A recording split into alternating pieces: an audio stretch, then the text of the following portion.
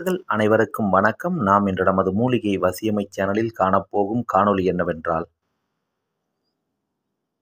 மோகினி பேய் பாதிப்பில் இருக்கக்கூடிய நபர்களுக்கு என்னென்ன அறிகுறிகள் இருக்கும், அவ்வாறு மோகினி பேய் பாதித்த ஒரு நபரை சரி செய்யும் முறைகள் என்ன என்பதை பற்றி இந்த காணொளியை நீங்கள் ஸ்கிப் செய்யாமல் முழுமையாக பார்த்து பயன்பெறுங்கள்.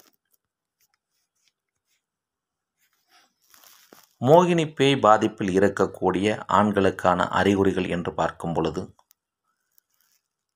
உடம்பில் தெம்பு என்பதே சுத்தமாக இருக்காது.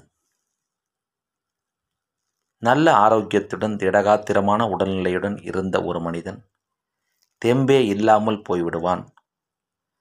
எப்போதும் சோர்ந்து போய் காணப்படுவார்கள். தேவையில்லாத கவலையுடன் இருப்பார்கள்.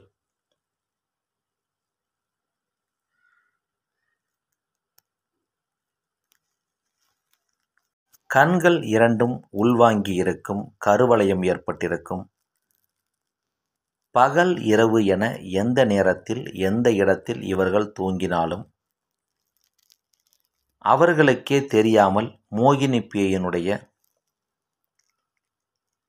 வேலையால் அந்த நபர்களுக்கு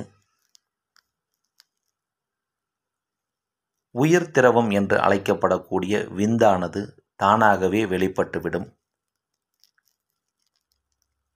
அப்படி இருக்கக்கூடிய நபர்கள் தங்கள் உடம்பில் இருக்கக்கூடிய சக்தியை இழந்தும், மனதளவில் குழப்பம் ஏற்பட்டும், மனநிலை மாற்றம் ஏற்பட்டும் பயங்கரமாக பாதிப்படைந்து விடுவார்கள். இவ்வாறு பிரச்சனைகள் இருக்கக்கூடிய நபர்கள், இதிலிருந்து வெளிவர வேண்டும் என்று நினைக்கக்கூடிய நபர்கள், ஆலயங்கள், வெளியிடங்கள், பேருந்தில் பயணம் செய்வது, இது போன்ற நேரத்தில் கூட ஒரு சிலருக்கு ஆண் உயிர் திரவமான விந்து வெளிப்பட்டு கொண்டிருக்கும். இது போன்ற பிரச்சனையில் இருக்கக்கூடியவர்களும், இந்த மோகினி பேய்களை விரட்டியடிக்க வேண்டும் என்று நினைக்கக்கூடிய நபர்களும், மோகினி பேய்களை பிடித்திருக்கக்கூடிய நபரினுடைய உடம்பிலிருந்து விரட்டி அடிக்கக்கூடிய மூலிகைகள் கொண்டு தயார் செய்யப்பட்ட மூலிகை தாயத்துகள் நம்மிடம் கிடைக்கின்றன.